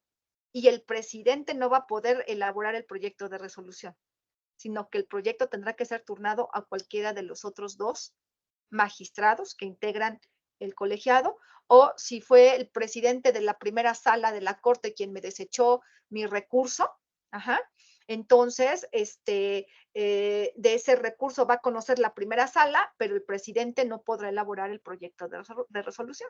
Y además la resolución se va a dictar de manera colegial, mientras que el auto impugnado fue de manera unitaria dictado por el presidente del colegiado o de la sala o de la Corte, ¿sí? Entonces, muchas veces los presidentes de estos colegiados, salas y pleno de la Corte dictan acuerdos de trámite que afectan a los litigantes, válidamente podemos interponer recurso de reclamación. Y contra las resoluciones dictadas en el recurso de reclamación ya no procede absolutamente nada. Ahora, hago una aclaración. Si bien es cierto, si yo interpongo recurso de revisión en amparo directo, ese recurso de revisión se va a ir a la Corte y la presidenta de la Corte, en este caso, es la que va a decidir si me admite o me desecha mi recurso de revisión en amparo directo, ¿sí? Aunque es la presidenta de la Corte y ese acuerdo de trámite, es el único que no es impugnable en reclamación, ¿sí? Lo dije desde un principio. El auto que admite o desecha el recurso de revisión en amparo directo no amerita recurso, ¿sí? Y aquí sí la reclamación es improcedente. Todos los demás casos proceden.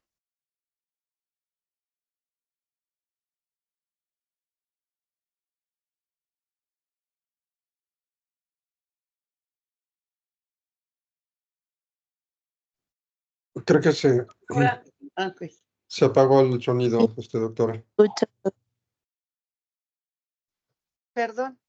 Perdón, ¿ya me escuchan? ¿Ya quedó? Sí, ya se escucha, ¿Sí? gracias. Oiga, perdón, pero no le moví nada, se los juro. Se los juro que no moví nada, pero bueno, ya quedó.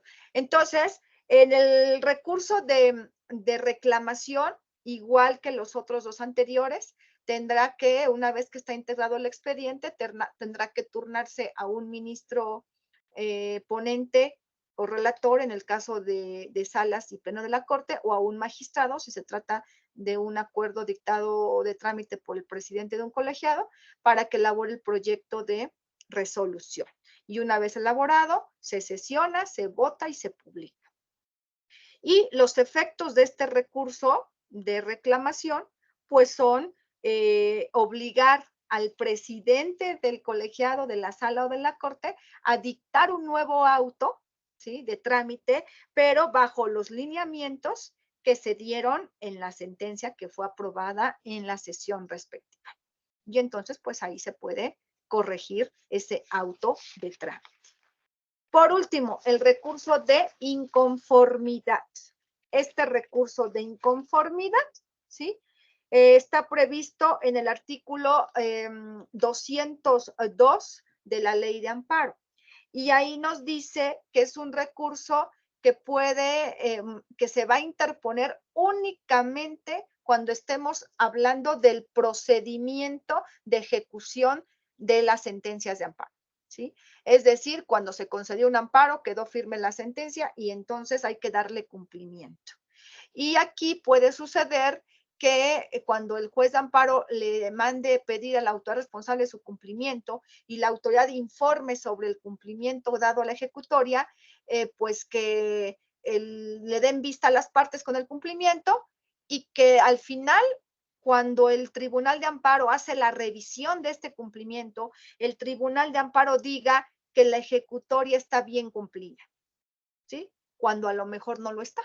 Entonces, si el tribunal dice está correctamente cumplida la ejecutoria, entonces el quejoso, si no está de acuerdo con eso porque considera que no ha sido restituido, entonces puede promover recurso de inconformidad, ¿sí? O si dice que no está bien cumplida, y que ordena que se cumpla correctamente, pues a lo mejor el tercero también puede interponer la inconformidad considerando que hay un exceso en el cumplimiento, ¿sí? Y entonces, pues puede suceder que esto es muy común. Yo en lo personal, en este año he promovido varias inconformidades porque las autoridades cumplen, dicen, informan que cumplieron, me dan vista con el cumplimiento y yo reviso y digo, no, no está bien cumplida. Sin embargo, el Tribunal de Amparo dice que está bien, entonces promuevo una inconformidad. Tengo 15 días para interponer el recurso de inconformidad, 15 días, ¿sí?, por escrito con expresión de agravios, ¿sí? Y de ese recurso de inconformidad, ¿sí?, va a conocer el tribunal colegiado de circuito, ¿sí? Aquí no hay de otra. Aquí es el puro tribunal colegiado de circuito que conoce del recurso de inconformidad. ¿Y quién puede promover este recurso? Lo puede promover el quejoso, el tercero interesado, y aquí algo importante, un tercero extraño al juicio de amparo, ¿sí? O sea, una persona que no fue litigante en el juicio de amparo, pero que el cumplimiento de una ejecutoria le puede estar causando perjuicio. Entonces, yo no soy parte del juicio de amparo.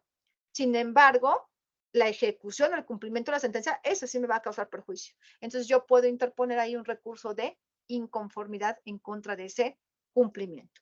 Pero por el exceso o defecto del cumplimiento, más no contra la ejecutoria de amparo. Esa yo no puedo hacer nada porque no soy parte en el juicio de amparo. Y entonces, pues ya el colegiado de circuito determinará de manera definitiva si la ejecutoria está bien o mal cumplida.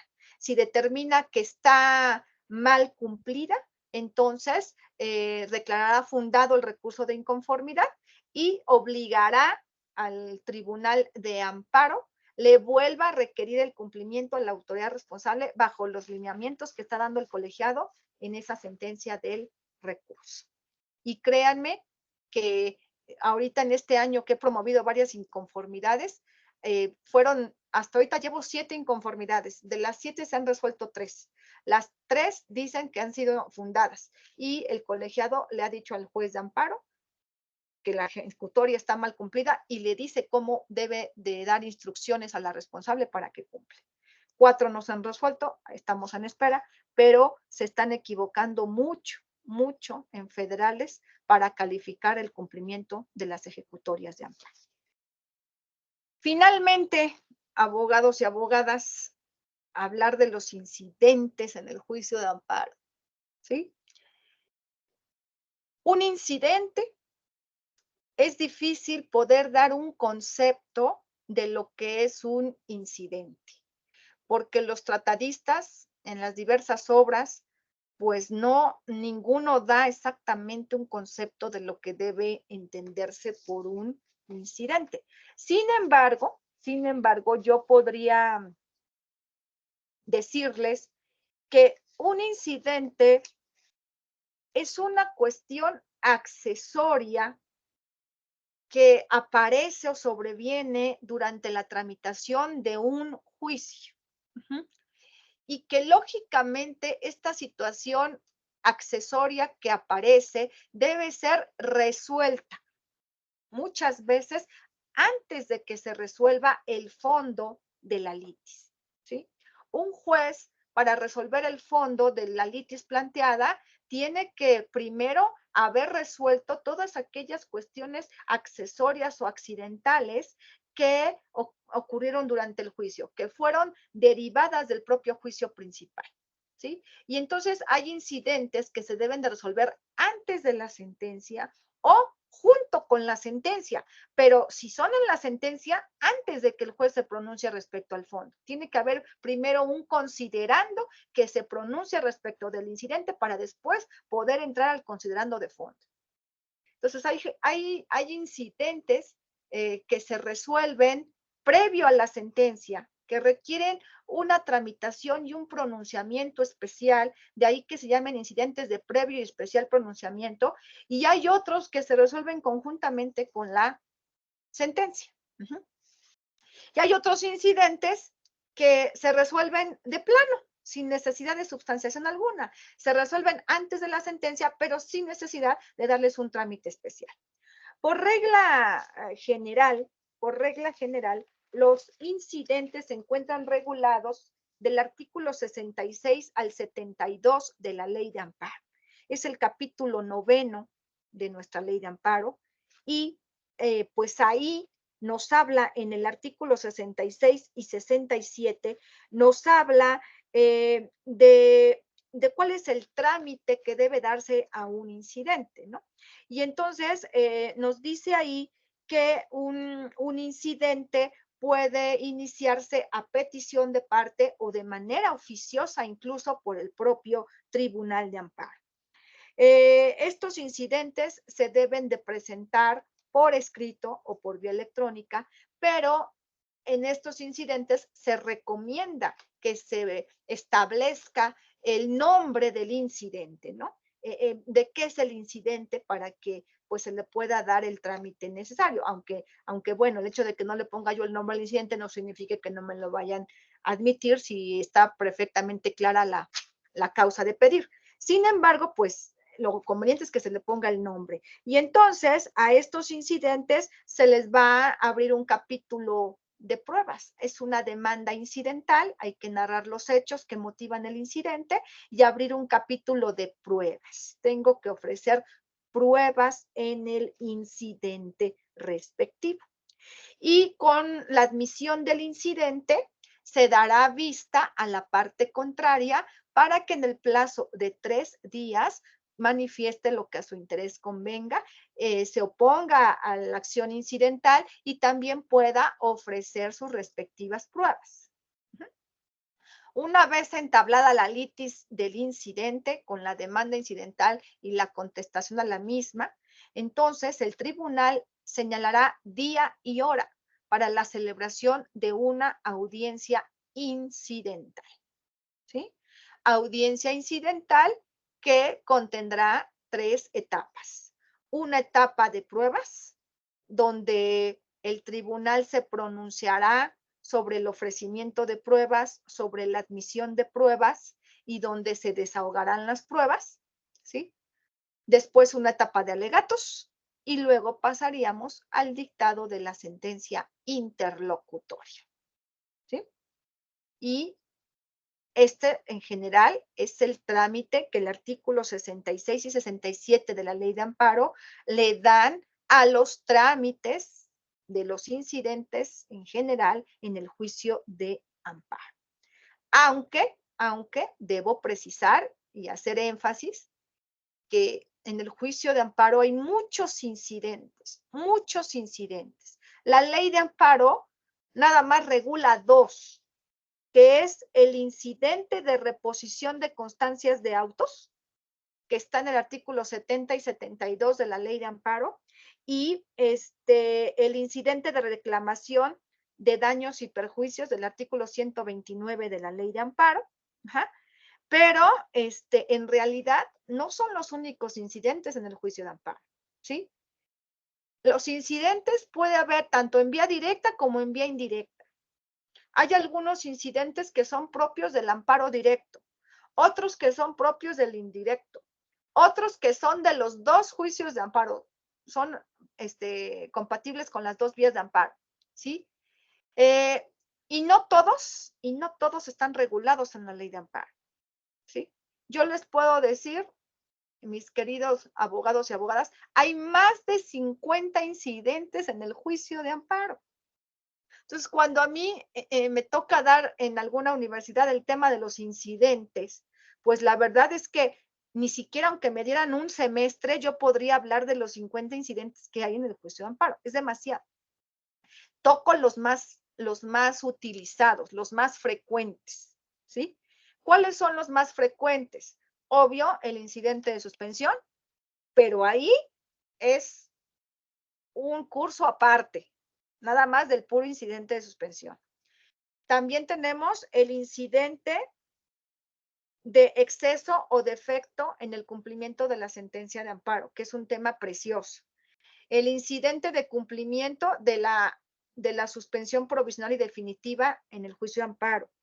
Incidente de objeción de documentos en la audiencia constitucional, que este es un incidente que yo lo hago valer mucho en mis audiencias constitucionales y que muy poquitos abogados saben que se puede hacer, ¿sí?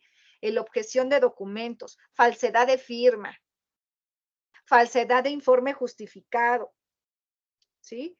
El de falta de personalidad, el incidente de nulidad de notificaciones, el de impedimentos del juzgador, incompetencia del tribunal, ¿sí? El de repetición del acto reclamado, que también es un tema aparte. El de violación a la suspensión, aclaración de sentencia de amparo, ¿sí? O sea, cerca de 50 incidentes, los cuales tienen sus propias reglas de ofrecimiento de prueba, los cuales tienen sus reglas de quién es el legitimado para promoverlo, quién puede, quién no puede, ¿sí? Entonces, pues yo podría recomendarles en este momento un libro que justamente habla de los incidentes en el juicio de amparo, ¿sí?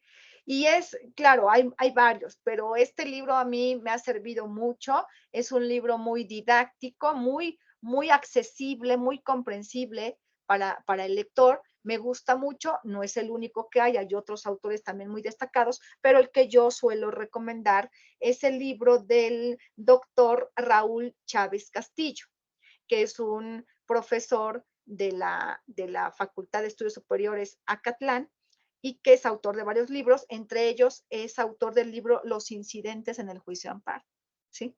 Y entonces ahí nos habla el doctor de pues todos los tipos de incidentes que hay y de manera particular se pronuncia respecto a cada uno de ellos.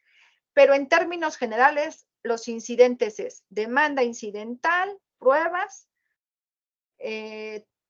notificación a la contraparte del incidente, 3 días para que conteste con sus pruebas, audiencia incidental, pruebas, alegatos y el dictado de la sentencia interlocutoria, ¿sí? Pues, sin más, creo que el tiempo lo he agotado, ¿sí? Creo que quedan muchas cosas en el tintero. Si hay tiempo para preguntas, yo encantada, porque no me gustaría que se quedaran con alguna duda. De todas maneras, a través de nuestro presidente, les haré llegar a lo mejor algunos datos de contacto, a lo mejor algunos datos de contacto para que si tuvieran alguna duda, pues me la hicieran llegar y con gusto poderla despejar, ¿sí? De antemano, mi agradecimiento, mi consideración hacia ustedes y pues ahora tengo más amigos que antes. Muchas gracias por su atención y espero haya sido de utilidad esta plática. Gracias. Doctor Sergio Arellano, a sus órdenes. Muchísimas gracias, doctora. No, hombre, la verdad es que estoy fatigado nada más de todo lo que nos expuso. Ya tengo una especie de revolución intelectual de tantos términos en cuanto a la parte procesal. Me asustó, verdaderamente me asustó esto de los incidentes, porque efectivamente, usted bien lo comenta, sabemos poco de suspensión y a lo mejor los más cotidianos, pero el amparo tiene su estrategia y tiene sus puntos muy álgidos como esto, en el cual, pues bueno, nos invita a que sigamos profundizando. Muchas gracias por el texto. Creo que sí va a ser muy importante complementar esta información que, si bien es cierto, nos ha hecho el honor de darnos experiencia práctica de muchos años en el ejercicio como jurista, como postulante y como académica inclusive. Creo que esto abona mucho para hacerlo más ameno, para transmitir sus experiencias en relación a los asuntos que ha llevado. Pero sí, sí, realmente es demasiado lo que tenemos que tomar en consideración si queremos promover y tener todas las herramientas para promover un amparo sólido. Yo quisiera, digo, salvo a ver si hubiera alguna intervención, no quisiera cansarla. A mí me preocupa que esta institución tan bonita como el amparo eh, pudiera ser una herramienta procesal al cual pocos tengamos la posibilidad de accesar. Mucho se dice, podrás promover la inconstitucionalidad de una ley o el acto de alguna autoridad. Todo mundo tenemos el derecho, pero en la praxis, no todo el mundo, porque inclusive yo me declaro neófito en la materia del amparo. O sea, me encanta, no estoy familiarizado en la parte procesal, pero creo que es un deber el hecho de conocer, sobre todo, pues para la defensa de los derechos humanos. eh, Mucho habíamos comentado que los tribunales mexicanos no defienden derechos humanos, entonces tenemos que irnos a la Comisión y a la Corte Interamericana. Bueno, pero antes de agotar todo eso, ¿por qué no hacemos el ejercicio de entender mejor el juicio de amparo, de hablar el mismo idioma con los juzgadores, con los operadores? Pero se me hace muy complicado, muy técnico. No cualquiera puede tener la accesibilidad de tener todas las herramientas para defender un buen juicio de amparo. Inclusive en el programa de postdoctorado que tenemos en el instituto, uno de los postdoctorante señalaba que quería hacer una propuesta para que el amparo fuera mucho más sencillo, que fuera una vía de que cualquier ciudadano, en todo caso, pudiera tener acceso real a este juicio de garantías y que finalmente no dependiera de un jurista, que pues hay muchos muy nobles y muy apegados a la protesta de ayudar y la justicia, y otros que son mercenarios realmente del derecho. Entonces, bueno, no sé, le dejo mi inquietud de aquella situación de preocupación en una área tan técnica, tan complicada, muy bonita, muy completa, pero técnica y difícil muchas veces de entender en la parte procesal. Es correcto, doctor. Y sobre todo lo que usted dice, que no es fácil que se pueda acceder. Imagínese en un amparo en materia penal, ¿no? En un amparo en materia penal donde hay una sentencia condenatoria a una Ujú, persona a X años de prisión por el delito X, ujú, y esa persona, bueno, si durante el juicio penal tiene derecho a un defensor de oficio, bueno, ujú, pues este defensor de oficio tiene la obligación legal de promoverle el recurso de apelación. ujú, Esa es la obligación legal. O sea que la persona, aunque no tenga abogado, no se preocupe porque el defensor de oficio le va a litigar, le va a interponer el recurso ordinario y le va a litigar la apelación. Pero ujú, una vez que se resuelve la apelación y si se confirma su sentencia condenatoria, ese defensor de oficio ya no está legitimado para promover el amparo. Entonces ahí mucha gente, ¿sí? Ahí ya dice, ¿ahora quién me va a defender? Porque si tuve el defensor de oficio en primera y en segunda instancia porque no tenía ingresos, pues ahorita él legalmente ya no me puede promover mi amparo, ¿no? Y mucha de esa gente está cumpliendo condenas sin haber agotado la vía constitucional de amparo. ¿Y por qué no la agotó? Por los accesos, porque no tengo economía, porque no hay un abogado que, pues, como usted dice, ¿no? Que de manera genuina se acerque a mí y me brinde su apoyo. ¿Por qué? Porque, pues, a veces suele, pues, no quiero decirlo, pero como usted lo mencionó, pues, somos mercenarios, ¿no? No, si no me pagas, no trabajo, etcétera. Entonces, ¿cuánta de esa gente está compurgando penas sin tener realmente el acceso al juicio de amparo? Sí, de hecho, un poco el tema que estamos trabajando en el instituto es la responsabilidad que tiene el Estado, porque hay mucha gente privada de su libertad por una mala defensa, porque ¿Sí? efectivamente, si no tengo el derecho, más bien dicho, tengo el derecho de designar un defensor, pero si no tengo la posibilidad económica de pagar un defensor privado, entra el del Estado, como usted bien lo comenta. Pero si ese defensor del Estado no tiene ni la capacidad, ni la formación, ni los elementos, ni el tiempo, ni todas las herramientas para llegar hasta la última etapa defendiéndolo a capa y espada, me voy a quedar privado de mi libertad de un acto que seguramente a lo mejor no tendría por qué haber sujeto si hubiera contratado un defensor particular que me hubiera cobrado una cantidad, pues, obviamente insuperable quizá para muchos, Ujú. pero ¿cuántas personas están privadas de su libertad? Y es responsabilidad del Estado.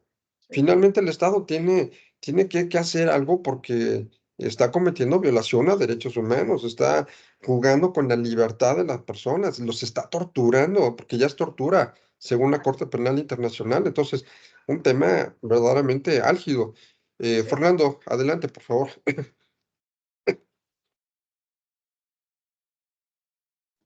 Sí, gracias. ¿Me escuchan? Sí. Sí, Ok.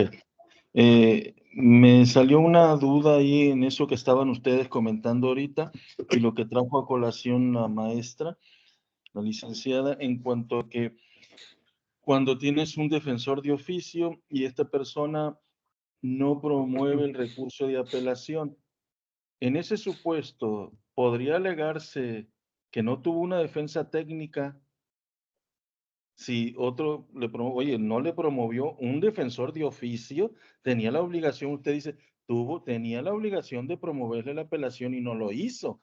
Ujú. ¿Sería factible o sería posible promover un amparo por falta de una defensa técnica en ese supuesto? Ya hablar de un particular creo que sería diferente, pero ahí, si el propio Estado le otorga ese, ahí creo yo que hay una diferencia, ¿no? No Sí. sé, quisiera oír su opinión. Sí, sí, efectivamente, ¿no? Porque se puede dar cosas, se han dado casos donde el defensor de oficio, por X circunstancia, se le pasa el plazo de la apelación, ¿sí? No la interpone. Ajá. Y entonces, pues nadie revisa esa causa, nadie se da cuenta, la persona, pues, está privada de su libertad, ni siquiera sabe el estatus de su expediente ni nada, pues entonces se quedó totalmente indefenso. Entonces, ahí fíjese que hay algo interesante, ¿no? Porque una de las reglas para acudir al juicio de amparo, una de las reglas es que previo al amparo se hayan agotado los recursos ordinarios, ¿no? Ujú, Entonces, aquí, ujú. si se promueve un amparo contra la sentencia, ojo, contra la sentencia, el tribunal de amparo va a decir, no, improcedente, no me agotaste el recurso. Sí, pero aquí vamos a tener que decir que aquí hay una violación más que a la sentencia, sino a una verdadera defensa, a los derechos, a un derecho humano fundamental que es el que yo me pueda defender correctamente en un juicio. Máxime, donde el juicio en el cual yo estoy perdiendo la libertad. Podríamos hablar de juicios civiles, de juicios mercantiles, pero lo que aquí está en riesgo, en esos juicios civiles mercantiles, pues estaría en riesgo el patrimonio. Pero aquí en estos juicios, donde estamos hablando de la libertad de las personas, está en juego la libertad personal y yo diría que hasta la vida de las personas, porque una persona que está en reclusión todos los días, aparte de que está privada de su libertad, que es un derecho humano, pero que no tiene no es cuantificable en nada porque es un derecho humano privilegiado que todos tenemos que tener. Además, todos los días se juega la vida en un reclusorio, ¿sí? Todos los días está en riesgo su vida. Tú no sabes en qué momento se va a hacer un motín y tú ahí estás, ¿sí? Entonces, en estos casos, ahí yo creo que el amparo sería totalmente procedente bajo la perspectiva no de impugnar la sentencia, sino simplemente decir, me he quedado totalmente, ¿qué cosa? Indefenso. El Estado no cumplió con su obligación de haberme dado una defensa técnica. Y yo creo que en ese caso, en los principios rectores, aunque son presupuestos procesales del juicio de amparo, el tribunal que conozca o que reciba esa demanda de amparo tendrá que ser lo suficientemente amplio en criterio para decir ahorita, más que aplicar la cuestión de legalidad, voy a aplicar una cuestión de interpretación de derechos humanos, ¿sí? O sea, no le puedo dar ahorita prioridad a la regla del juicio de amparo del principio de definitividad, ¿sí? Y anteponer esta regla a una cuestión de un derecho humano, ¿cuál? La defensa adecuada. Entonces, ¿qué? Ahí hay una ponderación, ¿no? ¿Qué va a ponderar más? ¿Un derecho procesal o un derecho humano? Pues lógicamente el derecho humano. Y entonces ahí el Tribunal de Amparo tendría que darle entrada al juicio de amparo para, en todo caso, ¿verdad? Pues a lo mejor conceder un amparo para que un defensor de oficio le promoviera, ¿qué cosa? El recurso ordinario. El recurso ordinario, aunque incluso estuviera extemporáneo el recurso, porque sabemos que ahí hay plazo para interponer la apelación. Pero no es culpa del justiciable, es culpa del Estado, que los defensores de oficio pues también tienen omisiones. Dejémoslo en cargas de trabajo, en fin, ¿no? Muchas situaciones que también son comprensibles en el caso de los defensores públicos. Pero yo haría eso, ¿no? La ponderación de darle mayor importancia a un derecho humano que a una cuestión eminentemente procesal. Claro que sí. Así es. Si me lo permite, me quedan dos preguntitas, si puedo así rápido. Una, en los recursos que usted estuvo mencionando hace ratito, era la queja, creo. La queja contra la suspensión provisional. Ya ve que tenemos un término relativamente breve que es de 2 días, ¿verdad? De 2 días. Obviamente que esa se tiene que promover de inmediato. No, ya no me interesa tanto cuándo empieza a correr el término, porque nos llega encima la fecha que tenemos de la audiencia incidental, pues, porque si nos esperamos, pues cambia la situación ahí, nos resuelven la audiencia incidental y cambió totalmente todo, pues.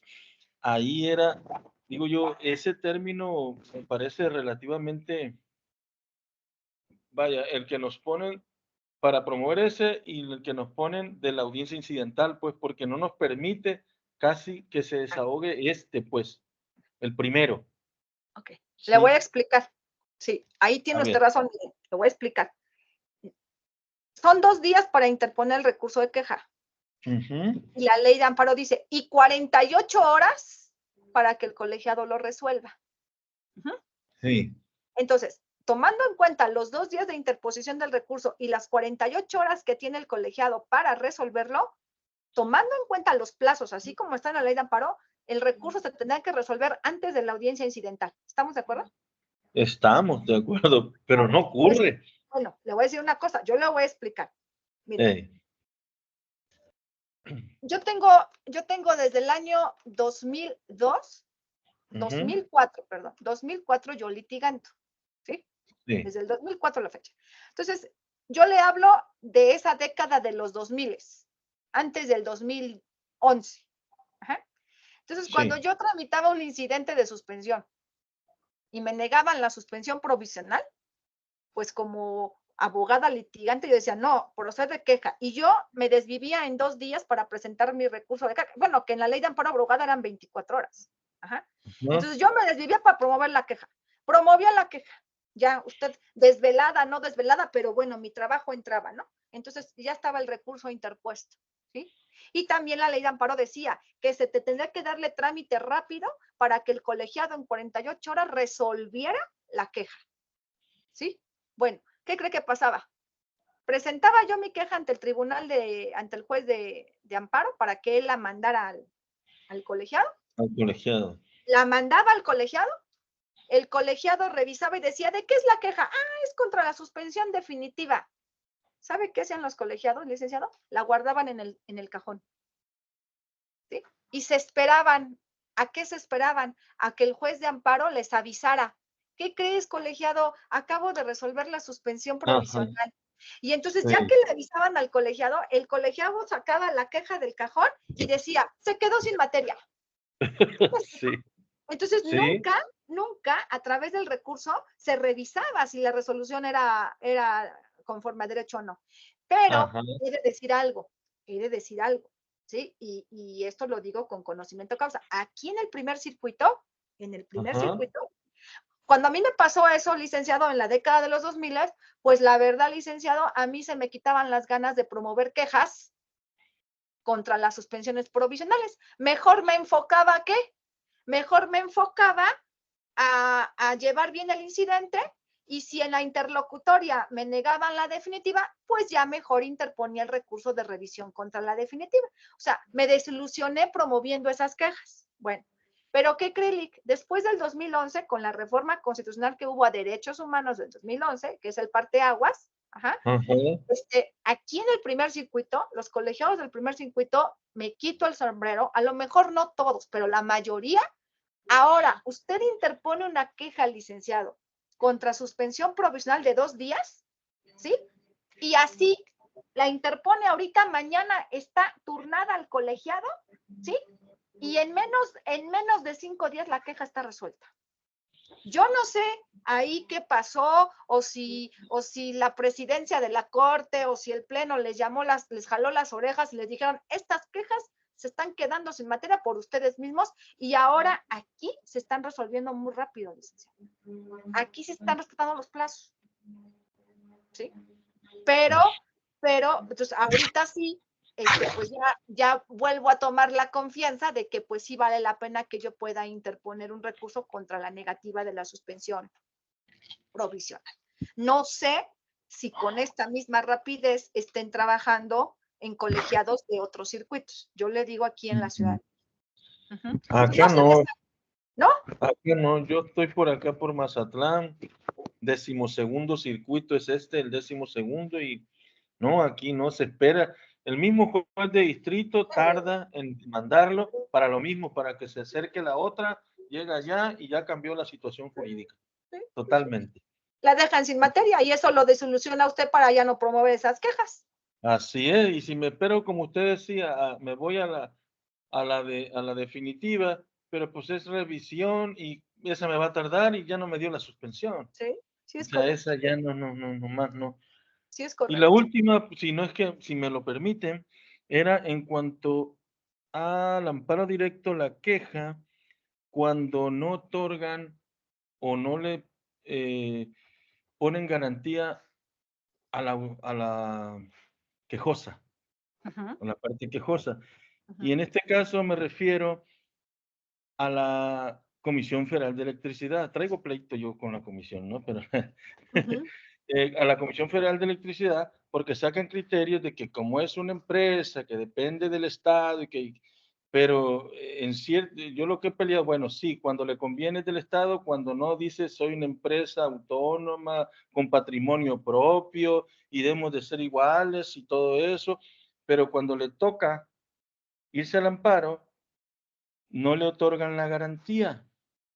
O sea, no le, porque dicen que está exenta. Sí. Entonces no hay igualdad ahí. Bueno, le voy a explicar por qué, Lic.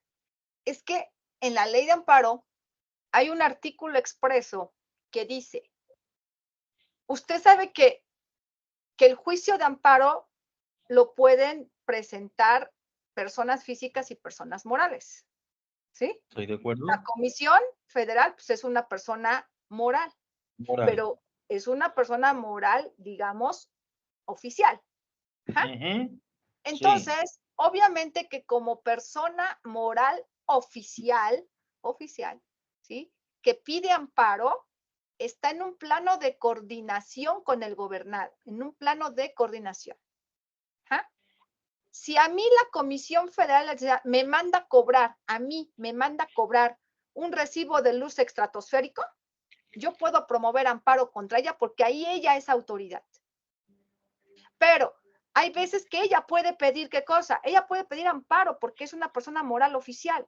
Y conforme al artículo que yo le digo, las personas morales oficiales están exentas de dar las garantías previstas o exigidas en la ley de amparo. ¿Y cuál es la razón? ¿Por qué están exentas de dar garantía cuando ellas son quejosas?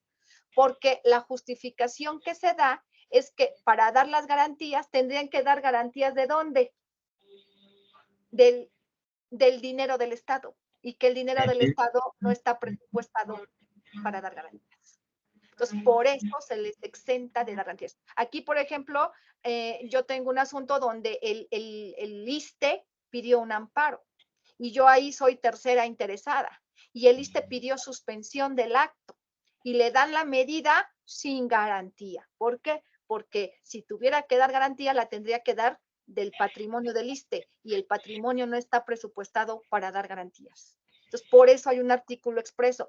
Sí entiendo su preocupación, licenciado, de que pues entonces se rompe ese equilibrio procesal, ¿no? Porque, a ver, un quejoso que no tenga recursos económicos, ahí como quiera que sea, él tendría que dar qué cosa, su garantía, si no, no surte efecto su suspensión. ¿Sí?